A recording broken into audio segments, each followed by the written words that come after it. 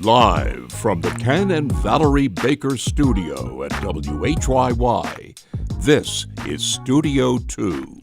On Monday, September 29th, welcome to the show, friends. I'm Cherry Gregg. And I'm Avi Wolfman-Arendt. So if you walk along Market Street these days, you'll see a downtown that is pretty lively on the weekends. Had a chance to be downtown this weekend.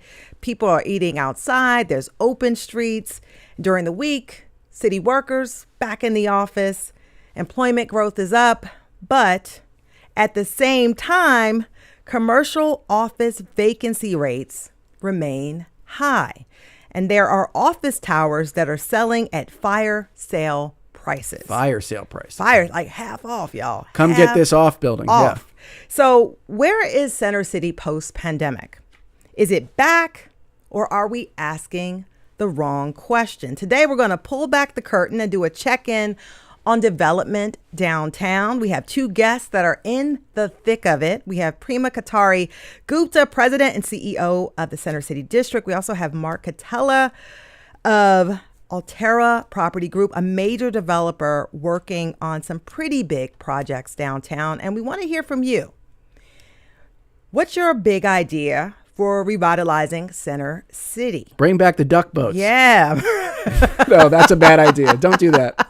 What do you got? The number is 888-477-9499. The email is studio2@whyy.org. And if you're watching on YouTube or Facebook, share the video, but also leave your comments in the chat. And I remember the duck boats. I think they're gone, right? They're gone. It was some bad things happened. Oh, really? Okay, yes. Bad joke then. Yeah. I didn't remember that. I just remember they used to park them right over here. They were pretty cool. They ride to Schuylkill and ride around town. So yeah. Don't bring back the duck boats, but do give us your ideas. What's your idea for revitalizing Center City? Call 888-477-9499. Email studio2@whyy.org. Yep. Trio of local news stories first, Cherry. Yep. Starting with a little skullduggery. In the world of politics. What are the chances? Mm-hmm. A GOP-aligned mailer is urging voters to reject 3 Democratic Pennsylvania Supreme Court justices in the upcoming retention vote. That's not unusual. No. The mailer from Commonwealth Leaders Fund says, quote, the liberal Supreme Court gerrymandered our congressional districts to help Democrats win. And then right next to that text, there is a congressional district map of our state, Pennsylvania, that indeed looks very gerrymandered. So far, no red flags, right? Mm-hmm. Here's the problem. This weird-looking map was actually drawn by Pennsylvania Republicans and struck down by the Pennsylvania Supreme Court for being unfair and unconstitutional. So they're heavily implying that the judges that you are voting on drew this weird map, when in fact it is the exact map that they rejected. David Wecht is one of the 3 Democratic judges up for retention this year. He told the Inquirer this is, quote, the most shameless political ad I've ever seen, ... So a lot of fury about this particular mailer. Maybe a sign of the times type thing, Cherry. I don't know. Definitely. I mean, this ad is just adding to the contentiousness of the Pennsylvania Supreme Court retention race. I mean, Republicans have been working overtime to get voters to pay attention to what's usually a pretty sleepy election. Exactly. Most people don't even pay attention to these retention races. Exactly. They're trying to break through. Yeah, and they've invested millions and clearly are using whatever means necessary to get people to pay attention. And I know you mentioned this, but, you know, this mailer is connected to Jeff Yass. Yeah. Oh, yeah. I didn't mention that. You didn't mention it. I did not. You're mentioning it. Yes. Go ahead. I mean, the richest man in Pennsylvania, huge player in local politics. Yeah. He's connected to the PAC that funded the mailer. Mm-hmm. And obviously his name draws a lot of eyeballs because he's a mega donor. Yep. But regardless of his involvement in this, it is a pretty brazen ad from what I can tell. There certainly Democrats not innocent when it comes to misleading ads, right? There's something happening in New Jersey right now where the Democratic candidate is running these ads claiming the Republican wants to raise taxes when it's really something that's taken vastly out of context. So this is not new. The thing that it makes me think is, A, if there were ever rules around this stuff. And who's policing this stuff? No one. Yeah, it no one doesn't seem is. like anyone is. Yeah. The rules are gone. The dark money is here. I see a lot of politicians, I feel like, when they're doing like public appearances, sitting there thinking, you can almost see the wheels spinning. Like, I don't want to make a mistake. I don't want to make a mistake. And I'm like, it doesn't even matter anymore. You don't even have to make a mistake. They're going to take something you said. They're going to clip it. They're going to twist it. Out of context. So I think my thing with politicians now is I would tell them just be you, do you, because they're going to take something anyway. Yeah. Just go full bore, be yourself. And like, because they're unscrupulous. All this stuff's going to happen anyways. Who cares? Yeah. But the thing that stands out to me, it's unclear how many folks got this mailer and the impact, but it's hard to correct misinformation. People don't realize, especially in low information races like this. I've done a lot of judicial, forums, low attendance. Okay. Like sometimes you'll be happy if 30 people are there. Totally. So most people don't even know these judges. They don't know anything about them or what they've done. And so when there's misinformation out there, people tend to believe it because they don't have a ton of information. What do you think about my advice to politicians? Just fly off the handle. Do whatever you want. I mean, I just think... I feel like there's no point in like trying to be careful anymore. But I feel like people should be careful still. And if you make a mistake, don't worry about it as much. But I mean, being intentionally misleading, I don't know if I agree with that. But I'm saying I'm saying the opposite. I'm saying don't need to be stop biting scripted. your tongue. No need to be scripted. Don't be scripted, because those days are you over. can be scripted and they're going to take some of the script and flip it on you. Yeah, those days are over. Right. Second story. 3 teens ages 16, 17, and 19 were charged with a slew of crimes following recent car break-ins in Gloucester City, New Jersey. But it turns out parents of 2 of the teens will also be charged. The parents of the 16 and 7-year-old accused of the car break-ins, they face charges for failure to supervise their children. And police can issue a warning and encourage corrective action. But if nothing changes, the parents can face up to 90 days in jail and fines of up to $2,000 if their kids are found delinquent when it comes to crimes like robbery, theft, vandalism, disorderly conduct, and a number of others. Now, this charge comes under a new Gloucester Township ordinance that passed into law this summer. And this new law was the township's response to incidents of youth misbehavior at last year's Gloucester Township Day, where fights broke out and hundreds of teenagers caused chaos. And if you recall, there has been a lot of debate over the past few years about whether or not to hold parents responsible for the crimes of their minor children. I am by nature skeptical of this as a crime fighting approach. I guess I'm just trying to envision this scenario where you have a parent who doesn't care that their teenager is breaking into cars, but if you threaten the parent with 90 days in jail, all of a sudden they're going to start parenting their kid. Like, what parent does that describe? Most parents do care. Most parents absolutely do. Yeah. Like, who's on the fence here? Who that incentive pushes them to have a relationship with their child, and then you put the parent in jail.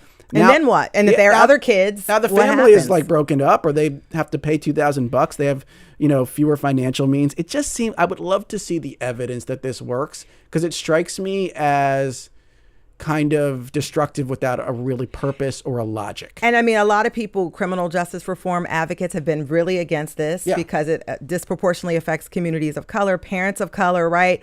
But the big issue that this has come up again for is gun violence, right? Kids who shoot up schools or commit crimes with guns that they wouldn't otherwise have access to if it wasn't for the parents. There's been a lot of talk about that. But as far as petty crimes, I mean, this is the first time a parent has been charged under this new ordinance with Gloucester Township. So we'll see. Yeah, come back with the data, I guess. Yeah. Story number 3. Cherry, I guess close your eyes, maybe. Okay. Can you imagine a world where Aikens Oval outside the Art Museum has no cars? No cars. Just one continuous park. And the Benjamin Franklin Parkway is more walkway than roadway. Wow.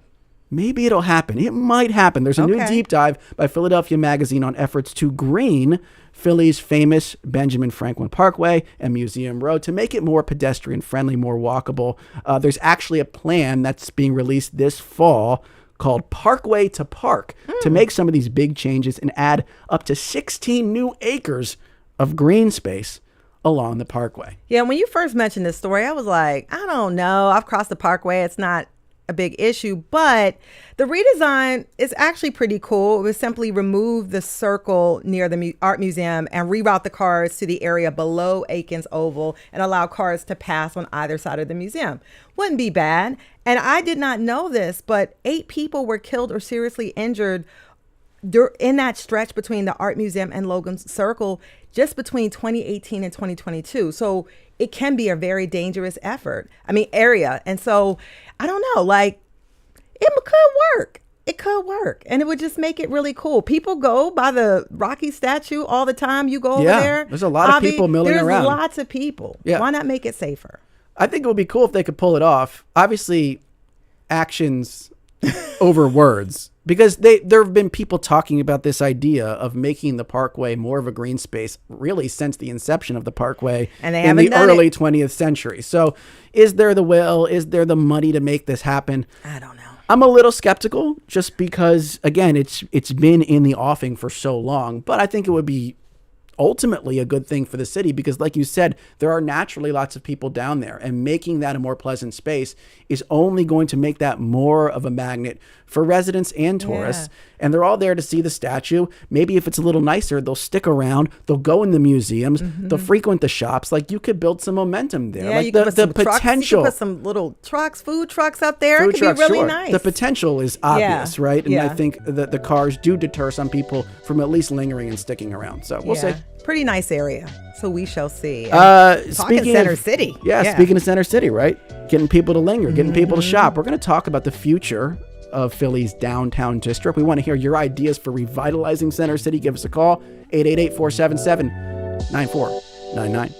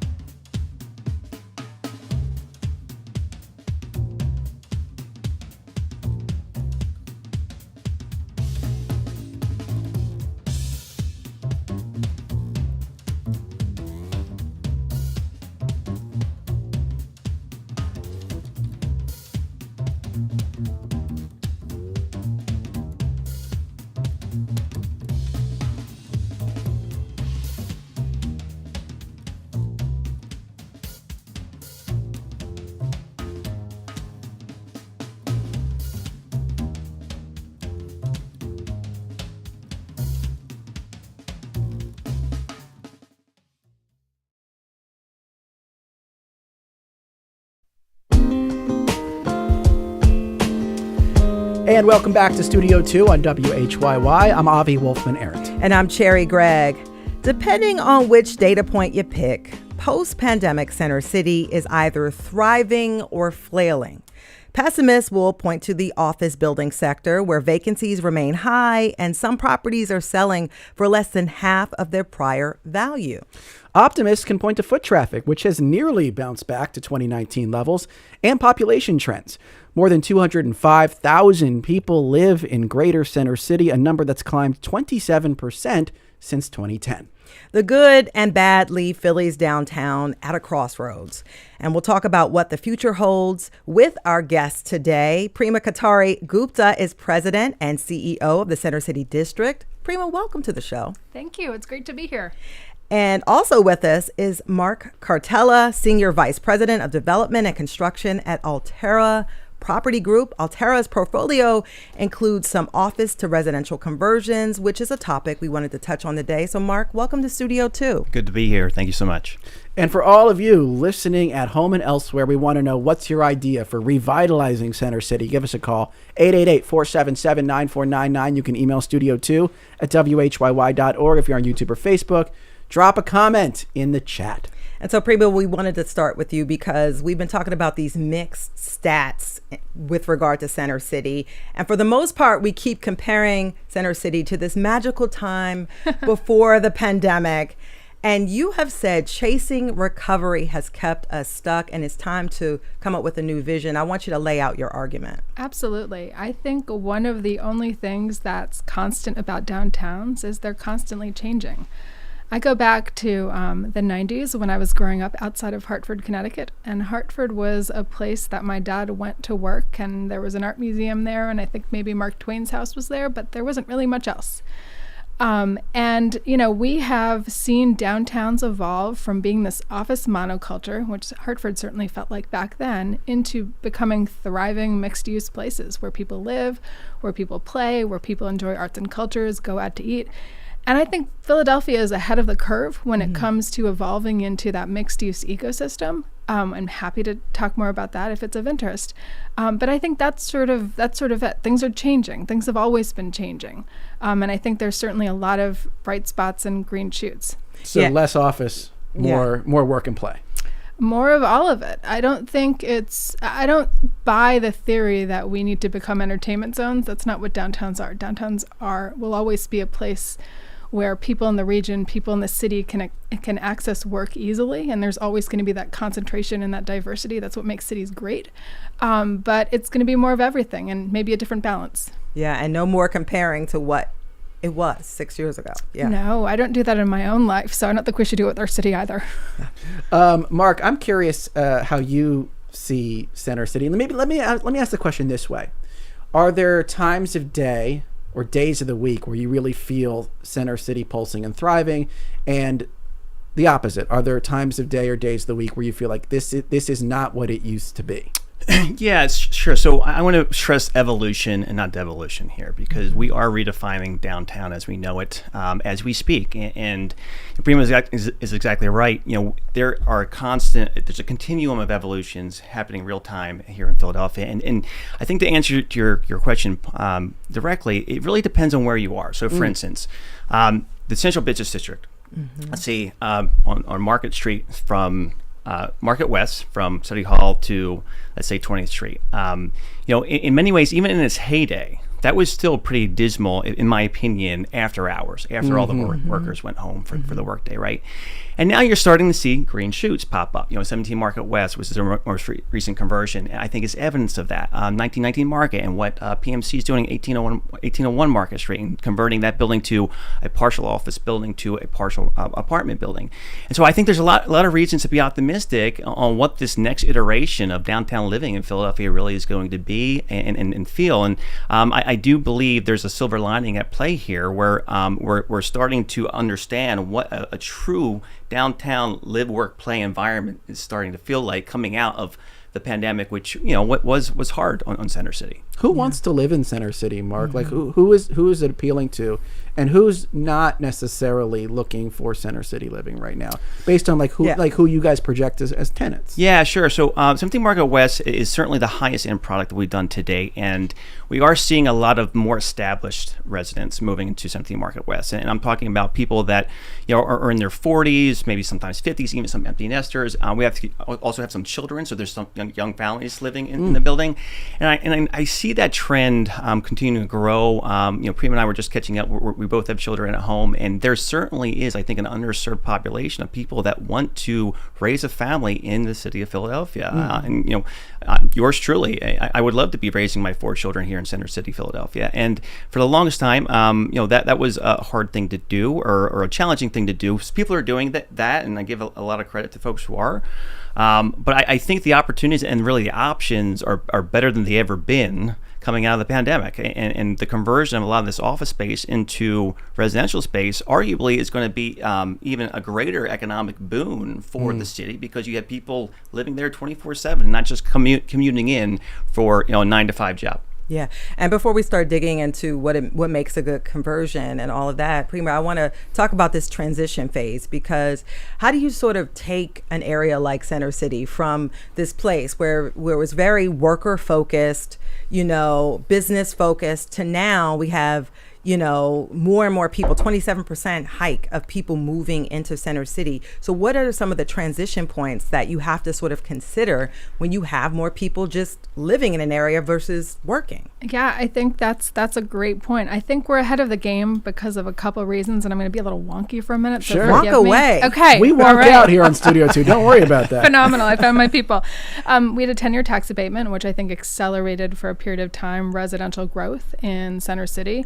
And we also have a flexible zoning code that has allowed off, and you all, Mark, you and your Indeed. team are the experts in this, but it's, you hear people from New York, from San Francisco, elsewhere saying, wow, you guys are just way ahead of us when it comes to conversion because we have these tools in place. So that would raise the idea, I guess, that Yeah. maybe we're converted out. I mean, I could give this back to you now, Mark. Like, I've seen some stats that suggest Philadelphia has already, even before the pandemic, converted a lot of office space to living space. Over 10 million square feet. Over 10 million square Wow. feet. So how many That's a square feet lot. realistically are left now, Mark? I mean, are we tapped out and we have to think about other strategies? So I don't think we're tapped out, no, but I have said this, and I'll say it again. The low-hanging fruit in terms of conversion opportunities has been picked. Yeah. So there's no more low-hanging fruit remaining per se. But look, I mean, what the fundamentals that we have here in Philadelphia offer are, like Prema just said, a super flexible zoning code, which is not the case for peer cities. And we know because we lived in peer cities. TF Cornerstone, our partner and Wanamaker, they were blown away about how really seamless and efficient the conversion process is here in Philadelphia. And just for folks that Yep. don't know, TF Cornerstone, with your guys' help, is coming to the old Macy's building, the Wanamaker Yeah. building, right next to City Hall. Cool and they're project. turning it into a mixed-use project. Some live, some shop, right? That's right, and then some, and some office as well. And some office as well. Yeah. And they came down from New York, right? And they were like, "Whoa, this is way easier than would be in New York." Well, they were here for a couple years because they did own the Macy's condo. Okay, Yeah. so when things were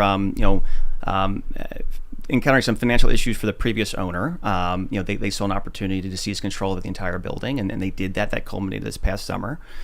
And so they were also demonstrating a high level of humility, actually, as New York developers coming in and say, look, Philadelphia is different than New York, and there's a lot of nuances that they maybe didn't understand or know. And so that's where, we came into the picture and like, we can help you navigate the process here. And one thing led to another, and they've been great partners of ours, and I hope they would say the same about us. I think they would. And we're looking to break ground. Actually, demolition has already started on the upper levels, and we're planning to start the heavy conversion work, I would say, in February next year. And to your point, yes, there's going to be multi uses under one roof, as you can imagine. And I can talk a lot about the Wanamaker building, so I want to be sensitive to time here. I can certainly talk about it as much as you guys feel appropriate. But 7 of the floors will be residential apartments. Yeah. We're talking about like 620 plus apartments. Wow. 2 of the floors will be office. They're actually office today, so they're being maintained as office. And then the lower 3 levels are going to be retail and perhaps some cultural uses as well. So we're really excited about having an ecosystem within the ecosystem of Center City under one roof in Wanamaker. And we really hope that's going to be the first domino to fall along Market East and help create sustained economic prosperity along that stretch of Market Street. And so, Mark, my follow-up to you is sort of what makes projects like these, the one you're doing, like ideal for conversions? And because not every building, we have some tall, huge office towers that have high vacancy rates, right? And so what makes something like the Wanamaker building or the 1701 building that you're working on? I used to work there, by the way. Oh, no kidding. And what makes certain buildings more, I guess, easier to convert than other buildings? So break it down for us. Yeah, I'll do my best. So Wanamaker is, I would say, a very atypical conversion for a lot of different reasons. 17 Market West is more of a textbook conversion, I would say, and there's really kind of 5 governing principles that make a good conversion candidate. One of which is location, of course, we all know that. The other which is zoning, which we've talked about.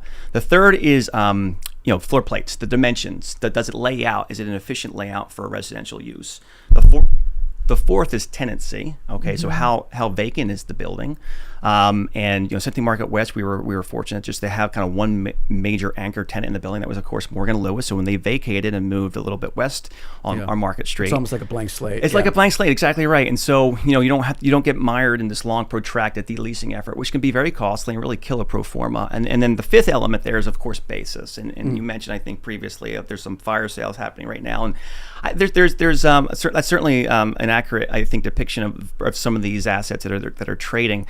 So between those 5 kind of governing, principles, I say, that really does create the ideal candidate for a conversion. Now, Wanamaker is a little bit unique in the sense that the floor plates are very deep, and so we had to get a little creative. Prema and I were just catching up a little bit before on kind of what architectural design novel ideas we've taken to help eliminate the inefficiency or the loss of space within those deep floor plates. No, but what you said earlier, Mark, is that the low-hanging fruit has been picked at this point. So then I guess the question for you, Prema, is if that's the case, how do we get the fruit that's higher up the tree? Like, what's the ladder needed to pick that fruit? Like, what type of physical infrastructure changes could we see in Center City over the next, let's say, 10 years that are doable and that would move the downtown toward this mixed-use future that we've been talking about?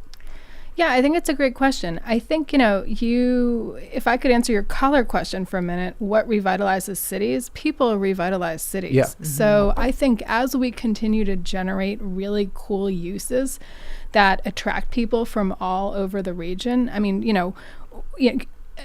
we have, whether it's Chubb building a gorgeous new world headquarters in Philadelphia with, I think, 3,200 employees, more than 1,000 of whom are new to the region, I believe. We saw Stateside Vodka just signed a deal to be in Center City. So these are people.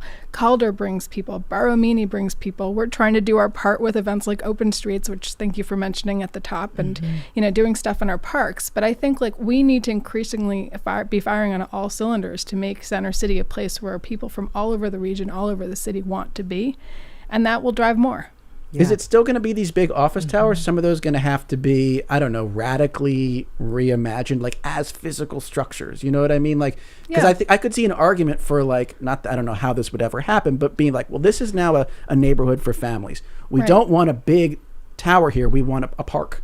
Or something that appeals Why not both? We've got Dilworth Park, which and Sister Cities Park, both managed by Center City District, attract a lot of families, both next to high-rise apartment buildings. So that's going to coexist in this future. Yeah, absolutely. I think that's the hope, right? Yeah. I think that's the hope, and I think there's some office buildings that will want to be office buildings forever based on how they were built and constructed. But there's no reason why I think you can't have the best of both worlds. Yeah. By the way, I want to bring in a caller, and our question of the day for you, our listeners, is this: what is your idea for revitalizing Center City? We know you guys have great ideas. The number is 888-477-9499. The email is studio2@whyy.org. And if you're watching on Facebook or YouTube, leave your comments in the chat. We have Jeffrey from Center City on the line, a resident of Center City. Jeffrey, you're on Studio 2. What's your big idea? Hi, everybody. Thank you for taking my call. First, I wanted to say I got married at the Crystal Tea Room last year in the Wanamaker building, so it's great to hear Terrific. that it's getting revitalized and being renewed. And congratulations, by the way, Jeffrey. Congrats. Thank you. Yeah, I had to say that. To pick up on that last topic, I think the key to getting people to come to the Center City and stay in Center City really is going to be the green spaces and the parks. So my question for y'all is, how do you promote that with the city leaders and the movers and shakers, with the knowledge that they may not necessarily bring as much capital in, but would be more popular with some of the residents? Yeah, thank you, Jeffrey from Center City. Prema, we'll toss that one to you. Green space, people love it. It's great for kids, great for families. How do you promote that, knowing you may not get as much tax revenue? Yeah, no, absolutely. And I think a public realm strategy is a key part of our work at Center City District, which obviously starts with our kind of on-street operations, keeping downtown clean and safe. But I think we're always trying to be creative about how we can make our parks and public spaces amenities. We currently have this really cool art installation at Dilworth Park. I don't know if you guys have seen it yet. Oh, the water thing. Wands, yeah, the wands. Yes. The wand controls the fountain, It's basically. like if you saw the movie Fantasia as Yes. a kid, you can sort of, I guess, play God a little bit with the fountain and with the music. And it's this really fun partnership with the Philadelphia Orchestra to celebrate their 125th year. So I think, and to me, that's like this very kid-friendly thing. I think it's I would encourage anyone who's in a bad mood to spend 5 or 10 minutes watching people do this, because first of all, the most sullen teenager will walk off of the podium with a big smile on their face, and it's particularly fun to see adults try it out, and it kind of takes you over. I would say similarly with Open Streets, if we could talk about that for a quick minute. Take a moment, yeah. This is a program that we started last September, where we have temporarily pedestrianized 8 blocks of our kind of shopping high street. The bet there was do pedestrians spend more money or do automobiles spend more money? I think we kind of know where this is going. And so with this event, we have seen 30 or more % increases in pedestrian volumes, which very much translates into sales. And that, to your point, creating places for people, families. I think it's been a great place for kids. It almost, on some level, it feels like a little bit of a natural extension of Rittenhouse Square. Now we've got this larger public space temporarily.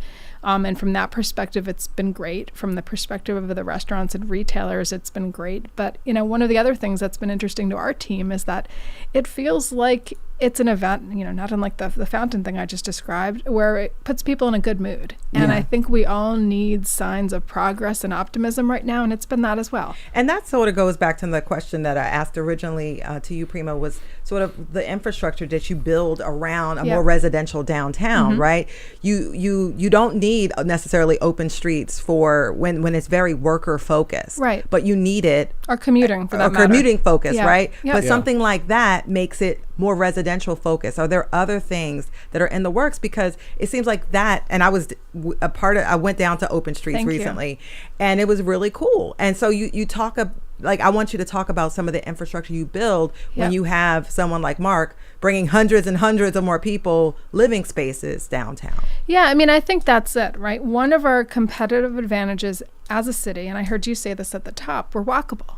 Yeah. There are very few downtowns that were built before the automobile. We are built around transportation and walkability. That's our DNA.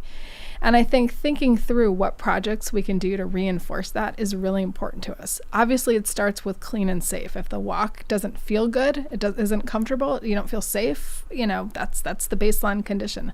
But on top of that, how can we make it more fun, more beautiful, more delightful? That's what we've been in the business of for more than 30 years. Yeah, it's making me think actually of a trip I took recently to Nashville. I've never been to Nashville before. And it was clean. Like they had the cleanliness part down in the downtown area. But it just felt too big. It didn't feel human. Like the streets were too wide. Things were too far spaced. So you guys have that advantage where we have that collectively, advantage. Yeah, have that advantage where it is at a human scale on some level. What I hear you saying, Prema, is less that like we're going to be like knocking down big towers or totally reimagine the infrastructure. It's more that we're going to flex the infrastructure we have to make it more pedestrian focused or bike focused. Do I have that right? Like it's not going to be like wholesale like street grid reimagining. It's going to be like, let's take this thing we already have and repurpose it in some way. Yeah, I think that's right. I think even when you look at the cities globally that have sort of changed in terms of walkability and livability, they've done exactly that. Whether it's Mexico City or Paris or Copenhagen, they've reworked what they have. Yeah. Another caller should we bring in here? Let's bring in Apollo from Doylestown, who's on the line. Apollo, you're on Studio 2. What's your big idea? Well, is it possible to have the corporations tie into their lease somehow the ability to give back for the green space close to their buildings or somewhere within the city, so we're not losing tax revenue by more green space, but we're gaining it through a partnership with the corporations that are taking over? I like that idea, Apollo. I think on some level that's what Center City District does, right? That's like right. folks who operate downtown pay a little bit, and then they get some cleaning and greening services. They help maintain some of these parks. But Mark, is that something you could see expanding? What do you think about that possibility that Apollo raises? Yeah, no, I think you're correct. That's in some ways already happening, and I also throw in the UNO tax. That's also intended to help fund some of the public services here in Center City. So we want to make downtown Philadelphia as business friendly as we possibly can, and adding in another level of cost or another tiered cost there, I think is actually going in the opposite direction. So look, we selfishly as owner developers in town want to see vibrant communities, vibrant blocks that don't just stop at 5 p.m. that are truly a 24/7 city, and we have again all the fundamentals to get us there for all the reasons that we've already discussed. And so I think so long as we continue to keep the streets safe and clean and foster business growth, and perhaps kudos to the mayor to bringing this into the forefront of the discussion about taxation. We have a lot going for us, and especially when compared to other peer cities, we're ahead of the game in many respects. Very interesting. By the way, Ray from Collegeville says reduce sales tax in Philadelphia and increase sales tax in the collar counties. That's Ray from Collegeville. Susan says work on public transportation. Make it easy and pleasant to use. My husband and I always use it to come to restaurants, entertainment, and more. If it was dependable and easy to figure out, more would come downtown on a regular basis. Some of the ideas we're getting from our listeners. Yeah, hard to argue with that one. Keep those ideas coming. 888-477-9499. You can email studio2@whyy.org. If you're on YouTube or Facebook, drop a comment in the chat. We're asking you this hour, what's your idea for revitalizing Center City, helping it grow into the future? You're listening to Studio 2 on WHYY. We'll be right back after a short break.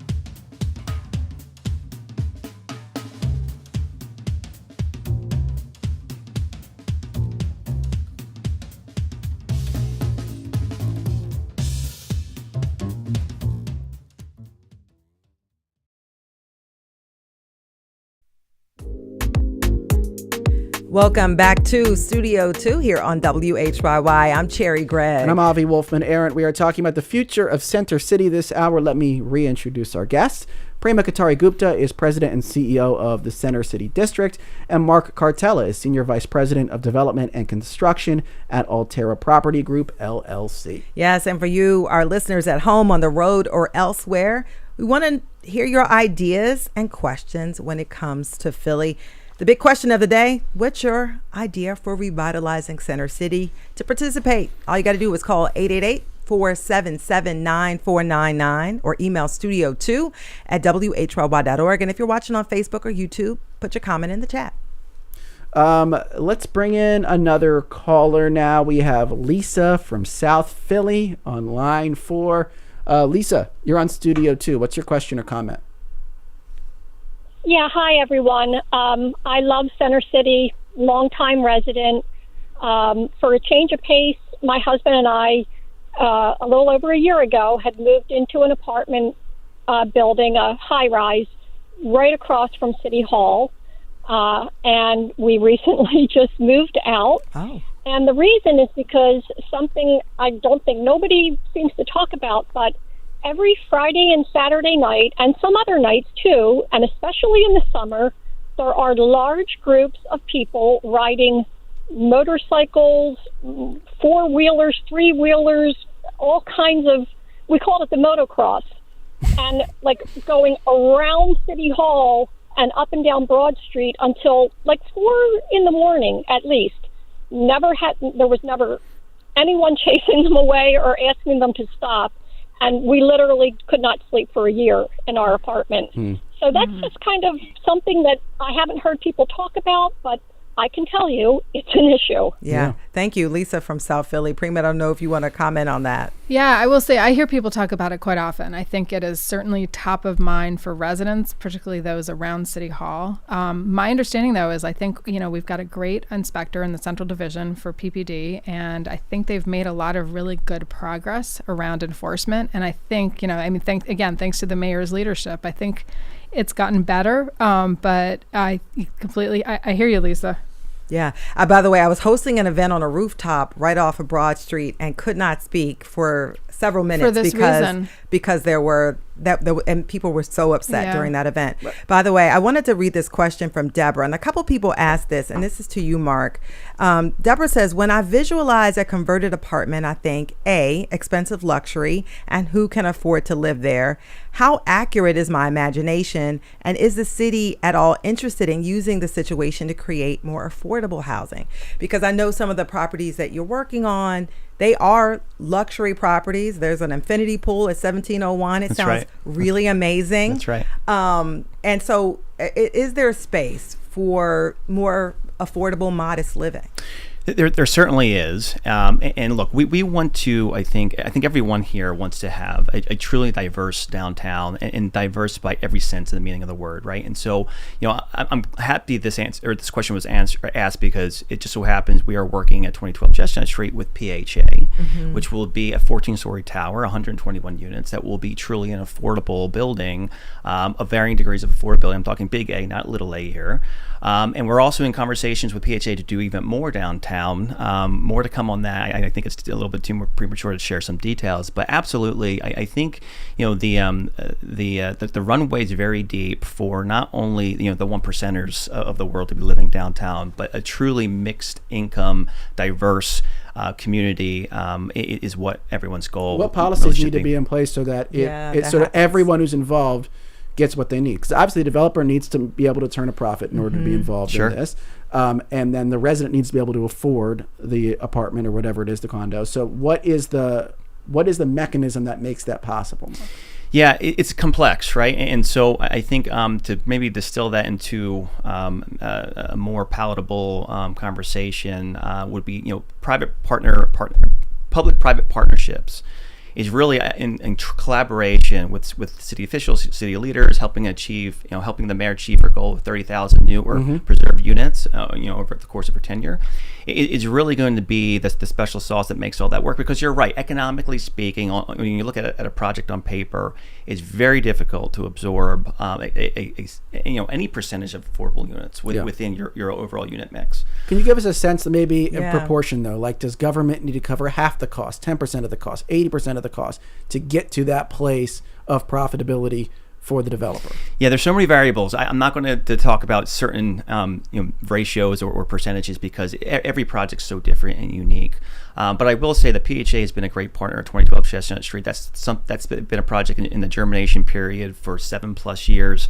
And the conversations that I just referenced with doing more with PHA are also very encouraging. And they, I think, I know that they are now securing and buying actually ground up construction for the use of affordable housing from what was traditionally market rate developers here in town. And so whether that's a true sale or whether or not it's like a master lease with the voucher program that PHA offers, I think there's a lot of tools that we have in our tool belt to leverage there to make sure that the affordable housing is being met not only city at large but also in Center City proper. Yeah, and Prema, I wonder if there's anything Center City District can lobby for to ensure, and even if it's not lower income housing, with something in the middle that's not maybe top shelf luxury, but that would make sure that there's mixed income living downtown. Yeah, I think it's really important. I mean, just to reinforce what Mark said, I think what makes downtown great is its diversity and that there are really economic opportunities and housing opportunities, hopefully too,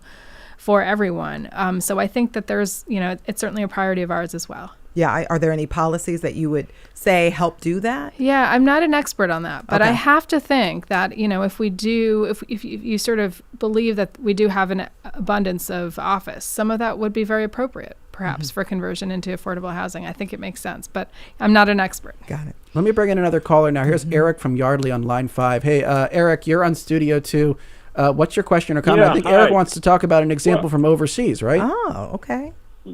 Yeah. I mean, I don't live in Center City. Our daughter does, and I absolutely love Center City. As an old New Yorker, I actually feel much more comfortable in Philly than I do in New York. But I've been into a lot of cities around the world, and the one that is my favorite for walking is Prague. Oh. Now, I understand that's a completely different culture, and it's a medieval city, and Philadelphia is obviously not a medieval city. But the thing that makes Prague just so wonderful is, A, it's quiet. And I understand that's a cultural thing. They don't honk their horns over there. That's a lot of honking here. That. But you know, we had a hotel room right next to the major transit hub. And when I first got there, I was like appalled because I think I'm never going to get any sleep. But I did because their system is so quiet.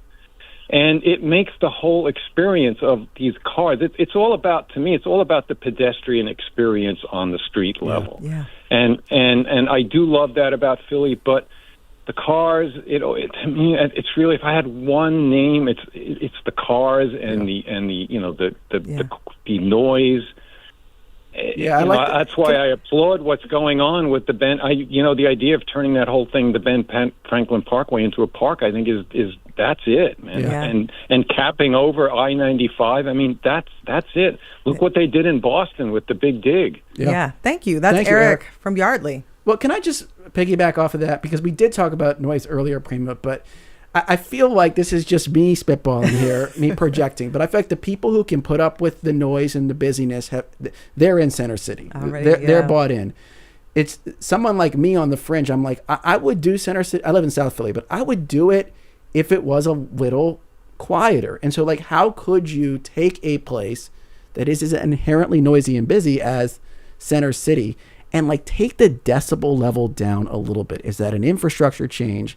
I can't imagine it's going to be a culture change, because how could you possibly effectuate that at a high level? Yeah. But like, what could you do? I'm sure Mark has a double or triple pane window apartment that he could rent to you, and good noise it's attenuation. The windows, is that what it is? No, I think it's all these things. But here again, sorry I keep going back to open streets, but one of the things that we were all struck by when we did it, and I think this reinforces the caller's point, is that how quiet it was when you took the cars off Walnut Street. That was the one thing that I think we were all even surprised by. And I wish I could remember the reading, but we did have somebody go out with a decibel monitor because we were curious about it. But yeah, to be sure, they do make noise, and there are things that we can do.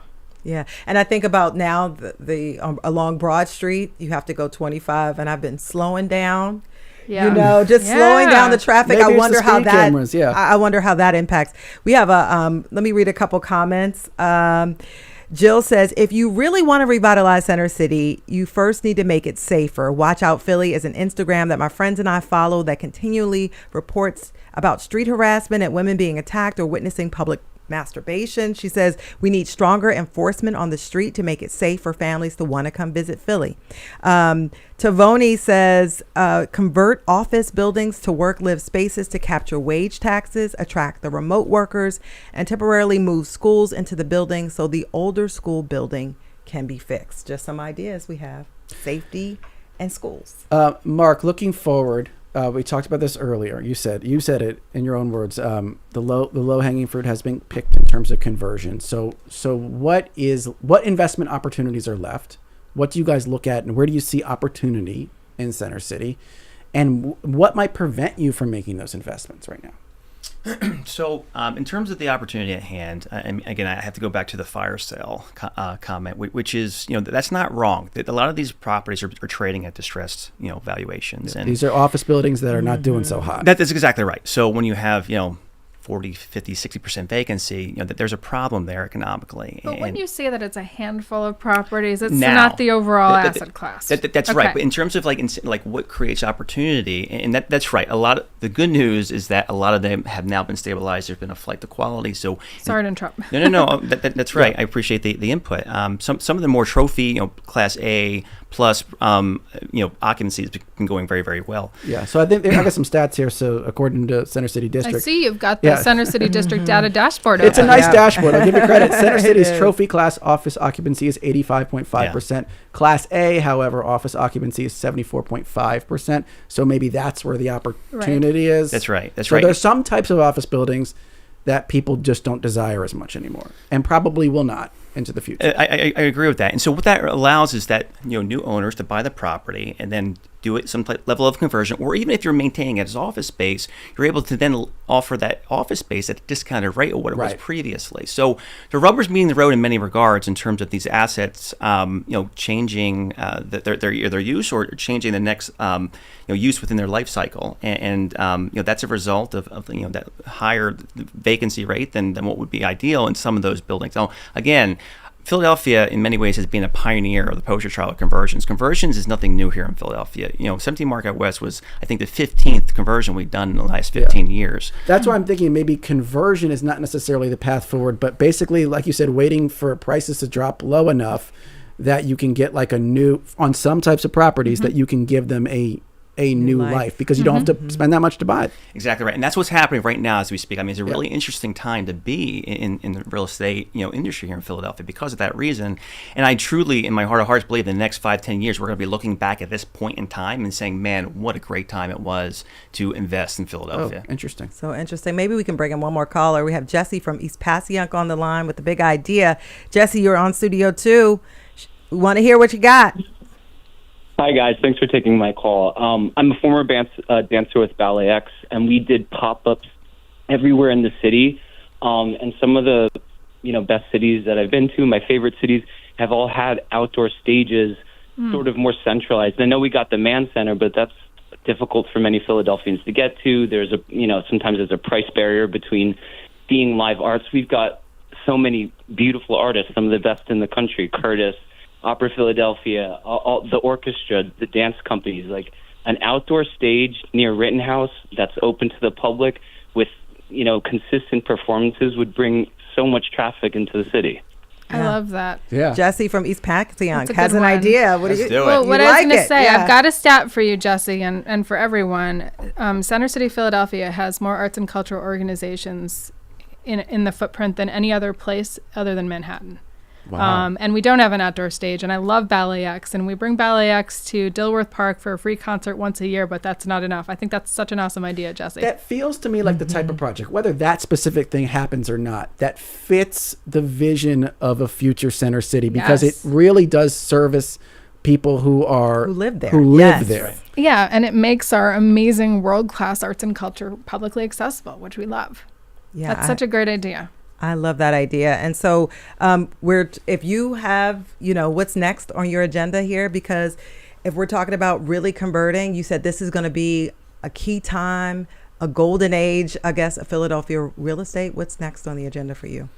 Yeah, so we already talked about the Wanamaker, which is going to keep us busy for the foreseeable future. There's a lot to do there. It's a big building. It's a big It's building, a big but building. It's Yeah. bigger than Comcast. Is that the statistic? That's right. It's 1.5 million square feet under roof, Wow. full city block. Still going to have an organ, still going to have an eagle? Absolutely, still going to have both, and the Christmas light show.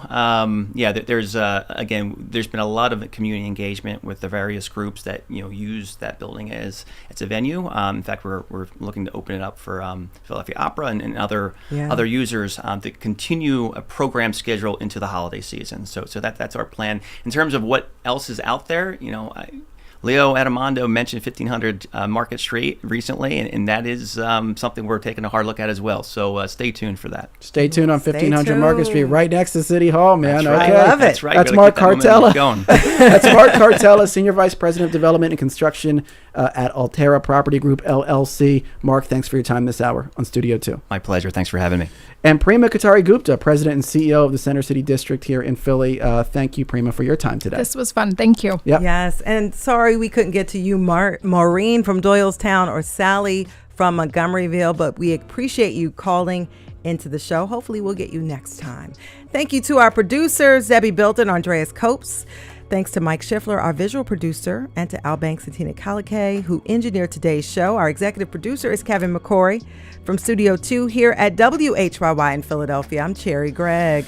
And I'm Avi Wolfman-Arrett, signing off for now, saying thank you for joining us, and we'll talk to you tomorrow.